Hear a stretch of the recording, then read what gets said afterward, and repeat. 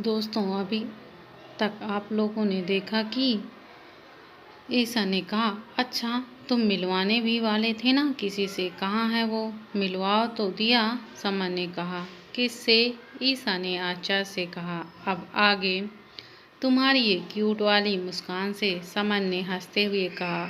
इतना सब मेरे चेहरे पर मुस्कान लाने के लिए किया? ईसा ने कहा। समन ने उसका गाल पकड़ते हुए कहा, तुम्हारी मुस्कान के लिए कुछ भी। मेरी मुस्कान तुम्हारे लिए इतना मैटर करती है? ईसा ने उसे देखते हुए कहा। समन ने प्यार से कहा, बहुत बहुत ज़्यादा मैटर करती है मुझे।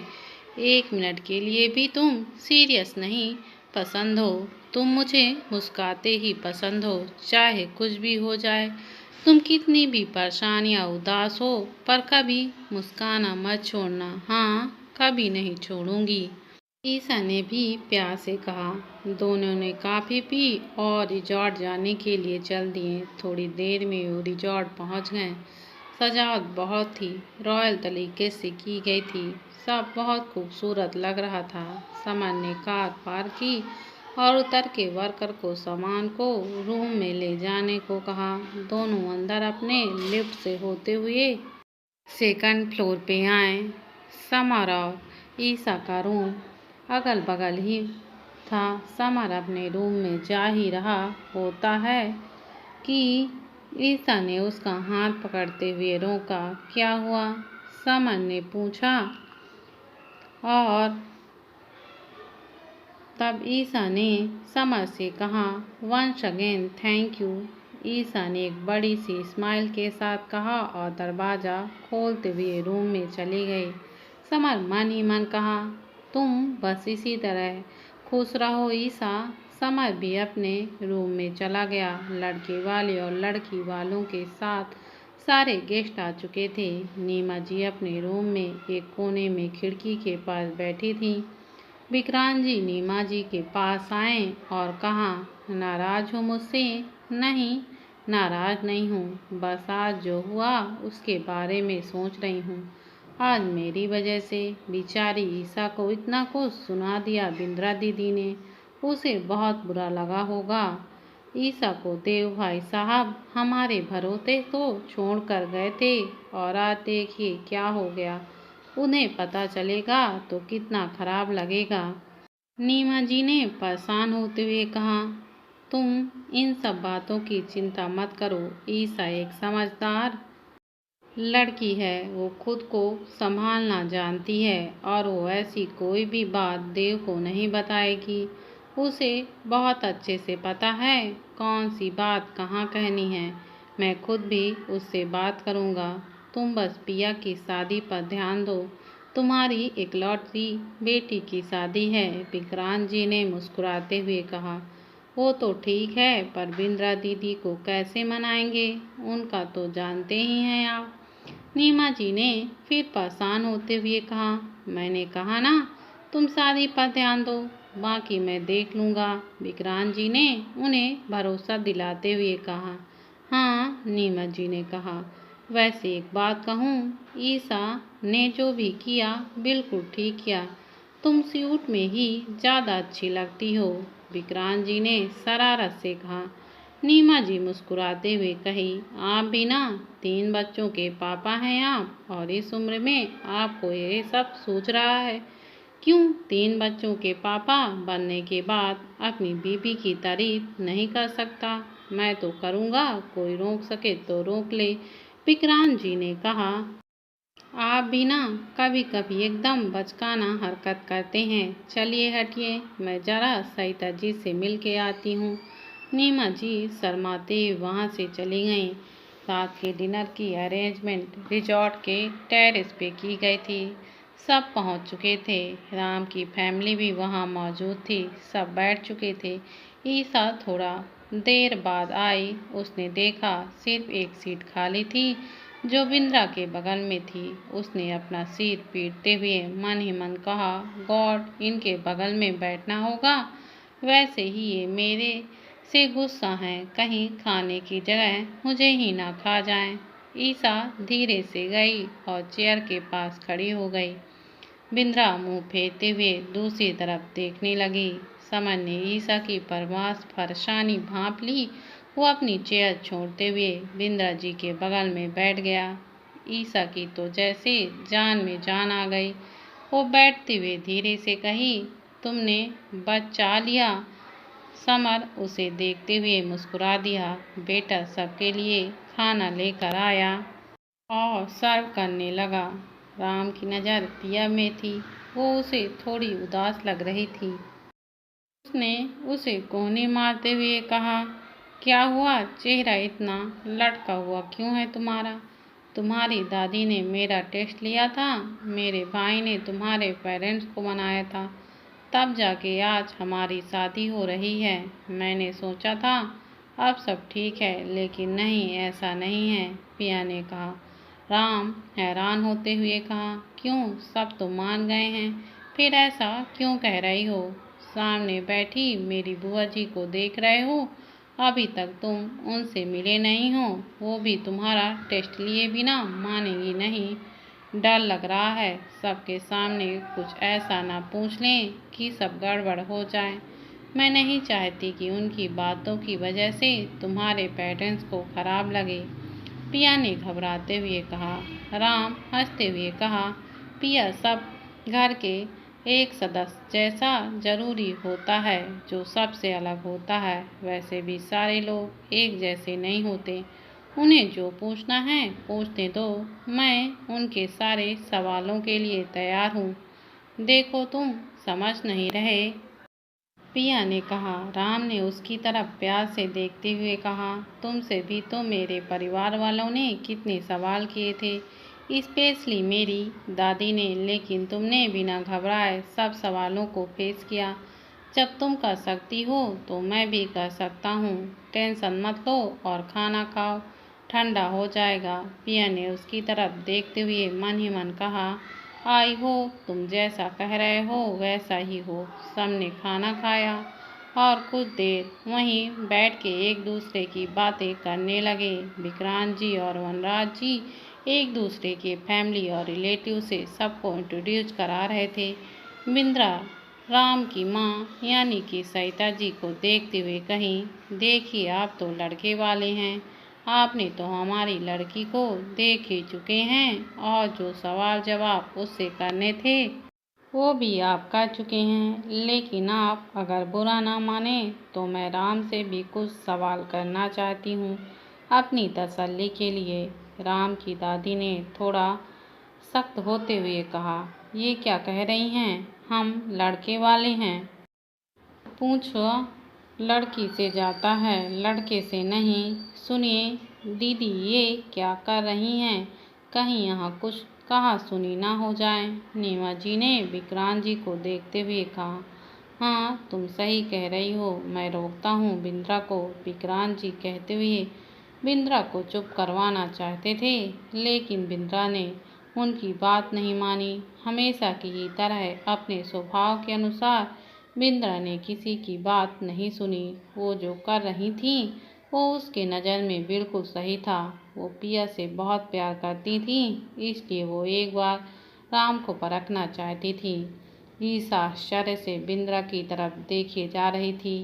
राम की दादी तो बिंद्रा की बात सुन के अंदर ही अंदर बहुत गुस्सा हो रही थी। हमारे लड़के से सवाल करेगी, लड़के वालों की कोई इज्जत नहीं रही क्या? राम की दादी ने धीरे से वनराज और सरिता को देखकर कहा। वनराज और सरिता ने राम की दादी को शांत करवाया और वनराज ने कहा, माँ आप प्लीज़ कुछ रिएक्ट मत करिए, एक बात सुन तो लीजिए उनको कि वो क्या कहना चाह रही हैं। आखिर वो अपनी बेटी को हमें सौंप रहे हैं, तो कुछ पूछना चाहते हैं तो पूछ लेने दीजिए, इसमें गलत क्या है? मम्मी जी, राम के पापा सही कह रहे हैं, इसमें कुछ भी गलत नहीं लग रहा है। सरिता जी ने कहा, गलत है, ये लड़कों वालों की इज्जत का सवाल है, हमने उनकी लड़की पसंद की है, ऐसे ही थोड़ा कुछ भी। राम की दादी कहते हुए रुक गईं।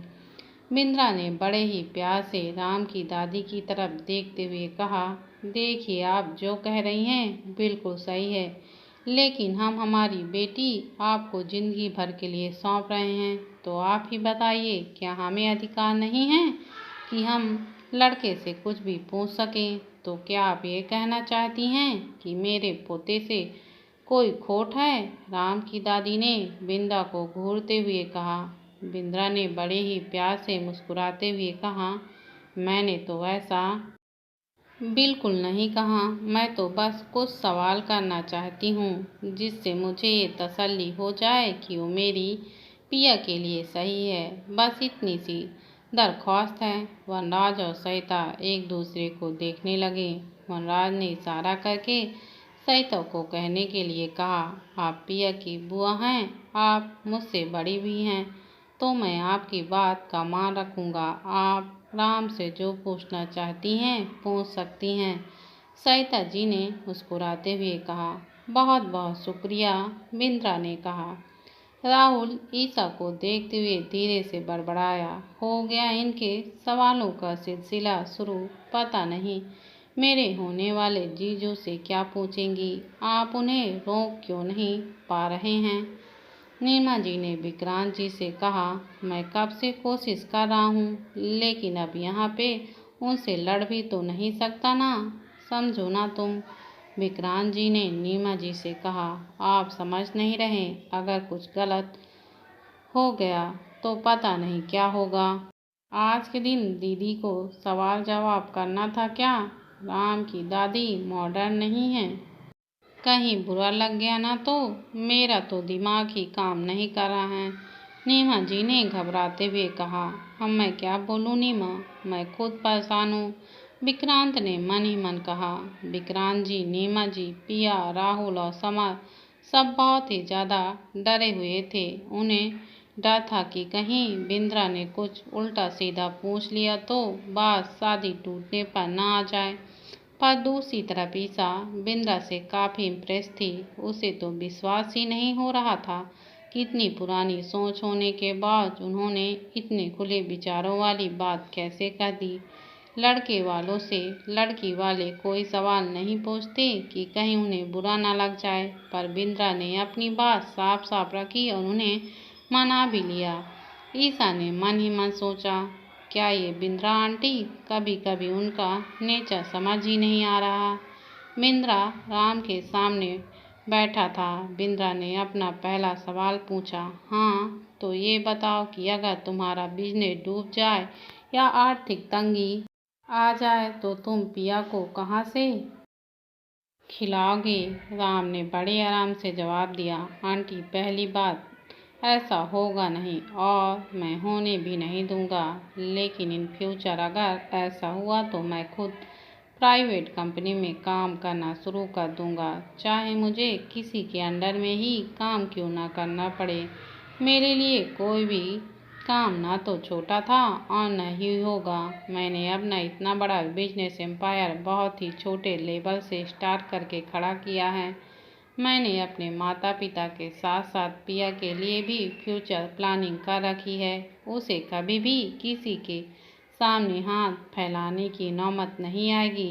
बिंद्रा जी ने मुस्कुराते हुए कहा, हाँ तो मेरा दूसरा सवाल तुमसे ये है कि जब अगर तुम्हारे परिवार वालों ने बच्चे के लिए पिया को फोर्स किया और पिया उस चीज़ के लिए उस वक्त तैयार नहीं हुई तो तुम इस सिचुएशन में क्या करोगे? एक औरत बहुत ही कष्ट से एक बच्चे को जन्म देती है। सच तो ये है कि बच्चे को जन्म देने में हम मर्दों से ज़्यादा बड़ा योगदान एक औरत का ही होता है। इसलिए पिया माँ तभी बनेगी जब वह चाहेगी। इस मामले में मैं क्या, कोई भी उसको फोर्स नहीं करेगा। राम पूरे कॉन्फिडेंट के साथ जवाब दिया, ठीक है। अब मेरा तीसरा और आखिरी सवाल, अगर तुम्हारा रिश्ता किसी वजह से टूटने की कगार पे आ गए तो तुम क्या करोगे उस वक्त? खुशी खुशी डिवोर्स लेके अलग हो जाओगे या कुछ और? बिंद्रा ने उसे देखते हुए कहा। बिंद्रा के इस सवाल से सब हिल गए। वहाँ मौजूद सब एक दूसरे को देखने लगे। पिया ने मन ही मन सोचा, अब तो हो गई शादी। बुआ ने शादी होने से पहले ही तुड़वा दी मेरी। सब खत्म। नीमा जी घबराकर विक्रांत जी का हाथ पकड़ ली। विक्रांत जी नीमा की तरफ देखने लगे। वनराज और सरिता भी एक दूसरे की तरफ देखने लगे। राम की दादी से रहा नहीं गया और वो बोल पड़ी, ये कैसा सवाल है? इन दोनों की शादी अभी हुई नहीं और आप रिश्ता टूटने की बात करने लगी। आंटी जी, मैंने कुछ गलत नहीं पूछा। इसका जवाब आप राम को ही देने दीजिए। बिंद्रा ने राम की तरफ देखते हुए कहा। राम ने समर की तरफ देखा। समर ने अपनी पलकें झपकाई और मुस्कुराते हुए उसे कहने का इशारा किया। उसे ऐसे राम को इशारा करते देख ईशा ने देख लिया था। वो समझ नहीं पा रही थी कि ये हो क्या रहा है। राम ने बिंद्रा को देखते हुए कहा, कोई भी रिश्ता इतना आसानी से टूटता नहीं है आंटी, और खासकर प्यार का रिश्ता तो कभी नहीं टूट सकता कि हम दोनों में आगे चल के झगड़ा हो जाए, हम एक दूसरे से दूर हो जाएं, या फिर पिया अपने मायके चली जाए तो हमें अलग अलग रहना पड़े तो कोई बात नहीं। नाराज होने का हक उसे भी है और मुझे भी, और रिश्तों में कभी कभी दूरियां भी होनी जरूरी होती हैं, तभी तो हमें एक दूसरे की इम्पोर्टेंस समझ में आती है। और फिर हम कितने भी नाराज क्यों ना हो जाएं, लौट के तो हमें एक दूसरे के पास ही आना है। बिंद्रा उसके इस जवाब से इतना खुश हो गई कि वो खुद को रोक ही नहीं पाई और उठ के राम को गले लगा लिया। उसने कहा, तुम मेरी पिया के लिए एकदम परफेक्ट हो, हमेशा खुश रहो बेटा। ये देख सबके चेहरे पर मुस्कान आ गई। किसी ने सोचा भी नहीं था कि राम सारे सवालों के जवाब इतने समझदारी से देगा। सब बहुत खुश हो गए। समर और राम एक दूसरे को देखकर मुस्कुरा रहे थे। ईशा उन दोनों को ही देख रही थी। वो सारा माजरा समझ चुकी थी। वो मन ही मन मुस्कुराने लगी। बिंद्रा ने राम की दीदी दादी को देखते हुए कहा, लाखों में एक है आपका पोता। दादी जी ने भी बिंद्रा को देखते हुए कहा, होगा ही पोता जो मेरा है। तो अब तो आपको तसल्ली मिल गई। बिंद्रा हंसते हुए कही, जी बिल्कुल। सरिता ने वनराज जी को देखते हुए धीरे से कहा, मैं तो बिंद्रा जी के आखिरी वाले सवाल से पूरी तरह परेशान हो गई थी, लेकिन हमारे बेटे ने कितना अच्छा जवाब दिया। हाँ वही तो, चलो अब सब ठीक है। उन्हें तसल्ली मिल गई कम से कम। वनराज हंस के कहें तो सरिता जी भी हंस दी। नीमा जी ने विक्रांत का हाथ पकड़ते हुए कहा, बच गए जी हम। विक्रांत जी ने एक लंबी सांस लेते हुए कहा। सभी नीचे अपने अपने रूम में चले गए। विक्रांत जी बिंद्रा को अपने रूम में लेकर आए। साथ ही नीमा जी और देवेंद्र जी उनके पीछे चले गए।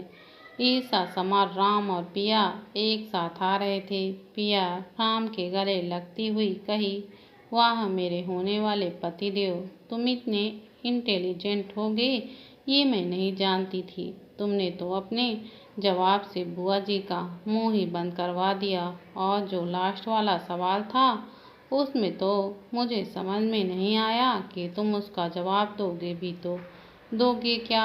I am proud of you. Ram ने समर की तरफ देखते हुए कहा, ये सब सिर्फ समर भाई की वजह से पॉसिबल हुआ है। अरे मैंने क्या किया? समर आगे कहता, उससे पहले ही राम उसकी बात काटते हुए कहा, प्लीज भैया, एटलीस्ट पिया से तो मैं झूठ नहीं बोल सकता। मतलब भाई ने सारे जवाब बताए थे तुम्हें, पर कैसे और कब? पिया ने चौंकते हुए कहा, जी हाँ, समर भाई को पहले ही शक हो गया था कि तुम्हारी बुआ जी मुझसे सवाल जवाब जरूर करेंगी। बस उन्हें ने जो जो सवाल लगा कि वो मुझसे पूछ सकती हैं, उनके जवाब भाई ने मुझे पहले ही बता दिए। राम ने हंसते हुए कहा। राम को देखकर ईशा भी हंसने लगी। पिया ने उसे हंसते देखा तो कहा, तुझे भी पता था?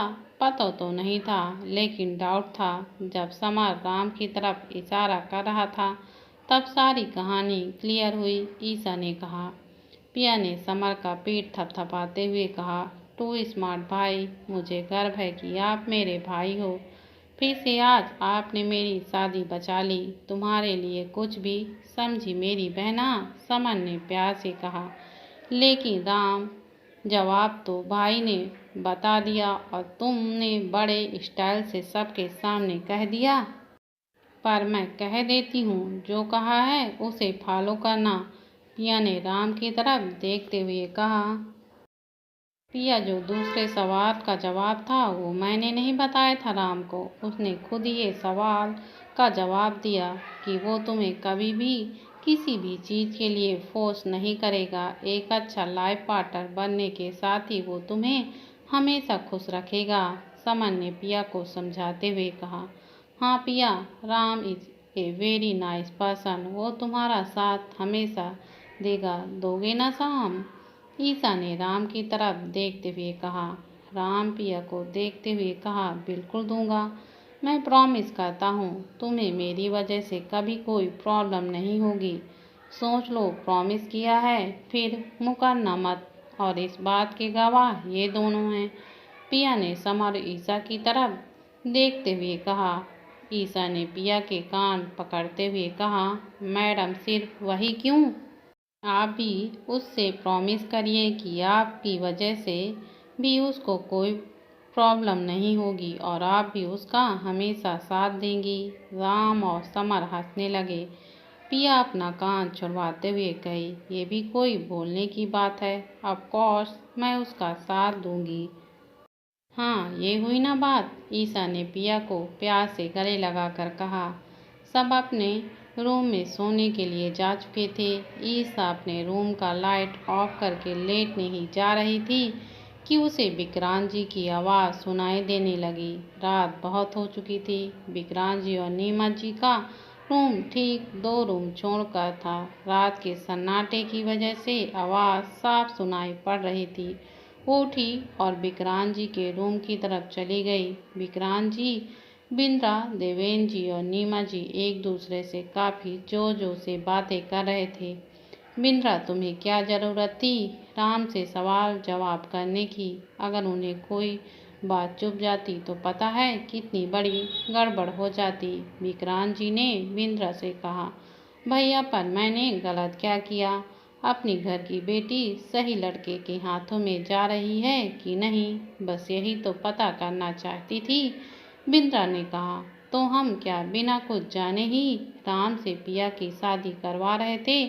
विक्रांत जी ने कहा। भैया, इन दोनों की लव मैरिज हो रही है। आप तो किसी पर भी भरोसा कर लेते हैं। समर के टाइम पर क्या हुआ था याद है ना आपको? वो लड़की आपका भरोसा तोड़कर चली गई थी ना, बिंद्रा ने कहा। भरोसा सिया ने नहीं, बल्कि मेरे अपने बेटे ने तोड़ा था। शादी से पीछे तो वो हटा था, सिया नहीं। विक्रांत जी गुस्से से कहें। आप कुछ भी कहें, लेकिन मैं समर की गलती नहीं मानती, बिंद्रा ने समर का साइड लेते हुए कहा।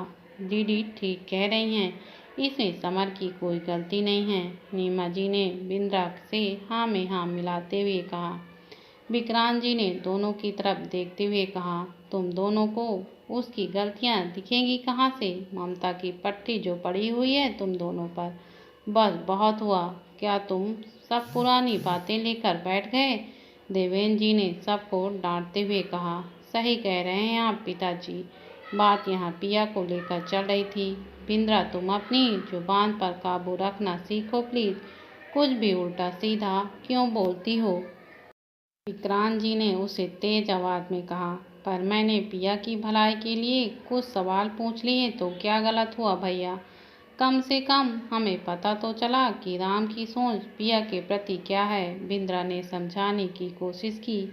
लेकिन विक्रांत जी नहीं मान रहे थे। हम लड़की वाले हैं, हमें झुक के रहना पड़ता है। हमें एक एक कदम सोच समझ कर रखना चाहिए। हो तो वो लोग अच्छे हैं, इसलिए कुछ नहीं बोले। अगर उनकी जगह कोई और होता तो पक्का बुरा मान जाता या फिर शादी ही तोड़ देते, विक्रांत जी ने कहा। बिंद्रा ने विक्रांत जी से नजरें मिलाते हुए कहा। एक धोखा मेरे साथ हुआ था और एक धोखा समर के साथ। मैं नहीं चाहती थी कि वो सब फिर से हो, इसलिए मैंने अपनी तरफ से तसल्ली करने के लिए वो सवाल उनसे पूछे। मैं गलत नहीं हूँ भैया, विक्रांत जी भी जिद पे अड़ते हुए कहा। तुम गलत हो, अपनी गलती मानो। बिंद्रा आंटी गलत नहीं है अंकल, ईसा ने दरवाजे पर खड़े होते हुए कहा। वो आखिरी की कुछ बातें सुन ली थी। सब चौंकते हुए उसे देखने लगे। वो अंदर आई और विक्रांत जी के पास जाते हुए कही, बिंद्रा आंटी ने जो भी किया पिया के भलाई के लिए किया, इसमें गलत क्या है? सिर्फ लड़के वालों को क्यों, लड़की वालों को भी अधिकार है लड़के से सवाल जवाब करने का। ईसा बेटा, तुम अभी छोटी हो, इन सब चीज़ों को तुम अभी नहीं समझ पाओगी। विक्रांत जी ने ईसा की तरफ देखकर कहा, अंकल इतनी भी छोटी नहीं हूँ, थोड़ा बहुत मैं भी समझती हूँ। आप अपनी लड़की दे रहे हैं उनको, तो लड़के के बारे में सारी चीज़ें जानने का हक है आपको। बिंद्रा आंटी ने राम की सोच को परखने के लिए वो सवाल पूछे, बस इतनी सी बात है। इसमें किसी भी एंगल से मुझे तो कुछ गलत दिख नहीं रहा। ईसा ने कहा तो नीमा और विक्रांत जी ने उसकी बात पर गौर किया। उन दोनों को समझ में आया कि बिंद्रा का इंटेंशन किसी को हर्ट करना बिल्कुल भी नहीं था। नीमा जी बिंद्रा के पास आते हुए कही, माफ़ करिएगा दीदी, मैंने इस नज़रिए से सोचा ही नहीं। आखिर आपका भी तो अधिकार है पिया पर। मैं कैसे भूल गई कि आप तो पिया से ही उसकी खुशी की चाहेंगी, पर क्या करूं, मैं माँ हूं ना। ऊपर से पहली बेटी की शादी है, वो भी इतने प्रॉब्लम फेस करने के बाद तो ये शादी हो रही है, बस इसलिए डर गई थी। बिंद्रा ने नीमा जी और विक्रांत जी की तरफ देखते हुए कहा, भैया मैंने भी पिया को अपनी गोद में खिलाया है, उसके लिए कभी बुरा नहीं चाहूँगी। फिर भी अगर आपको बुरा लगा हो तो मैं माफ़ी, कोई ज़रूरत नहीं है। मैंने भी बिना कुछ सोचे समझे क्या क्या कह दिया। थैंक यू ऐसा बेटा, तुम्हारी एक छोटी सी बात ने हम सबको समझा दिया। मुझे अब तुमसे कोई शिकायत नहीं है बिंद्रा, तुमने ऐसा क्यों किया मुझे समझ में आ गया। जैसा कि नीमा जी ने कहा कि हम माँ पापा हैं पिया के, इसलिए मैं भी घबरा गया था। एक बेटी की शादी कितना मायने रखती है एक माता पिता के लिए, अब तुम्हें क्या बताना। जी मैं समझती हूँ, बिंद्रा ने नज़रें नीची करते हुए कहा। मेरी तरफ से भी एक बड़ा थैंक यू बेटा, तो सच में सयानी है। देवेंद्र जी ने ईसा के सर पे हाथ रखते हुए कहे। ईसा ने मुस्कुराते हुए कहा, चलिए अब आप सब सो जाइए, ज़्यादा देर तक जगना ठीक नहीं है। देवेंद्र जी अपने रूम में चले गए। बिंद्रा और ईसा भी बाहर आ गए। बिंद्रा ने उसे घूरते हुए कहा, तुमने मेरा साथ क्यों दिया? तुम्हें तो मेरी सोच पुरानी और दकियानूजी लगती हैं। ईसा बिंद्रा की तरफ देखते हुए कही, मैंने ऐसा तो कभी नहीं कहा, और हाँ रही बात साथ देने की, तो सही का ही साथ दिया जाता है, गलत का नहीं। और अभी आप अपनी जगह बिल्कुल सही थी। मैं हमेशा ही सह रहती हूँ, और ये मत सोच लेना कि ये सब करके तुम मेरी नज़रों में महान बन जाओगी। मेरी राय तुम्हारे लिए कभी नहीं बदलेगी। तुम एक बदतमीज लड़की हो, कहते हुए बिंद्रा वहाँ से चली गई। पता नहीं इनको मुझसे इतनी चिढ़ क्यों है। सही कह रही थी पिया, बहुत कड़वा बोलती हैं, करेले से भी कड़वा। ईसा खुद से ही कहते हुए अपने रूम में आके सो गई। सुबह ईसा सबके उठने से पहले ही उठ चुकी थी। वो फ्रेश होके रेडी हुई और रिजॉर्ट का किचन ढूंढते हुए टॉप फ्लोर पे चली गई। उसने देखा एक किचन अटेंडेंट किचन का दरवाज़ा खोल रहा था। वो जल्दी से उसके पास गई। भैया मुझे काम था किचन में, ईसा ने कहा। अरे मैडम आप क्यों आ गई? आप होटल के सर्विस नंबर पर कॉल कर देती, आपको जो चाहिए हम पहुंचा देते। भैया मुझे लेमन टी चाहिए, मेरे घर में सब मेरे हाथ की बनी हुई पीते हैं, सो प्लीज़ मैं ज़्यादा टाइम नहीं लूँगी, 10 मिनट में बन जाएगा। ईसा ने फोर्स किया तो उसने ईसा को अंदर जाने दिया। ईसा ने जल्दी से चाय का पैन उठाया और सबके लिए लेमन टी बनाया। उसने ट्रे पे कप्स रखे और एक कप किचन अटेंडेंट की तरफ बढ़ा दिया। मैडम मेरे लिए भी बना दिया आपने? उसने हैरानी से कहा। हाँ तो क्या हुआ, आप भी पी लीजिए। ईसा ने स्माइल करते हुए कहा, थैंक यू मैडम।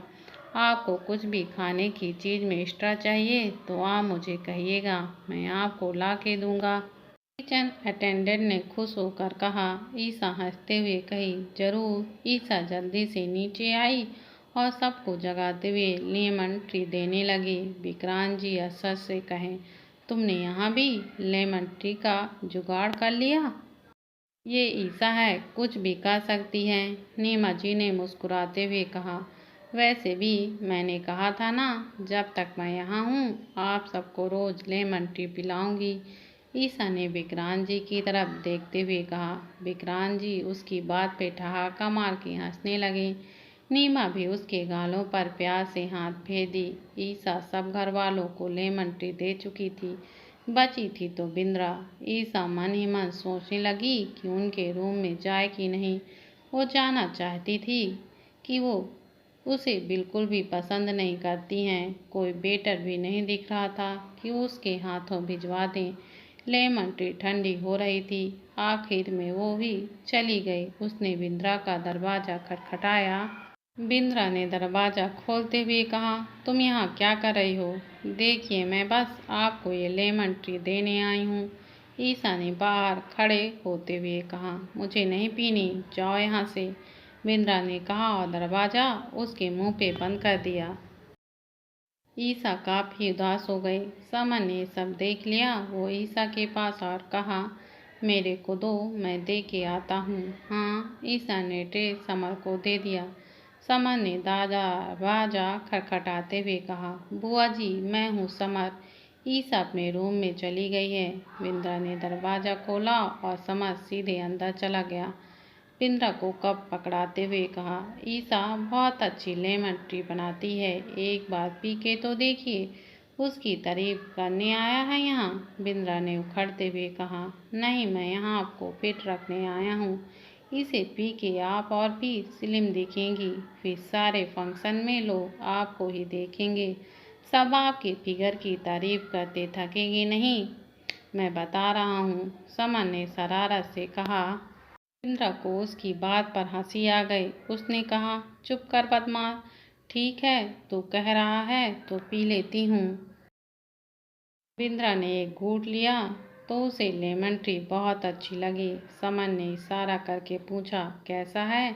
ठीक ही है, बिंद्रा ने कहा। समन जानता था कि उसकी बुआ को लेमन टी बहुत अच्छी लगी है, लेकिन वो कहेंगी नहीं। वो मुस्कुराता हुआ वहाँ से चला गया। बिंद्रा उसके जाते ही मन कहा, लड़की के हाथों में स्वाद तो है।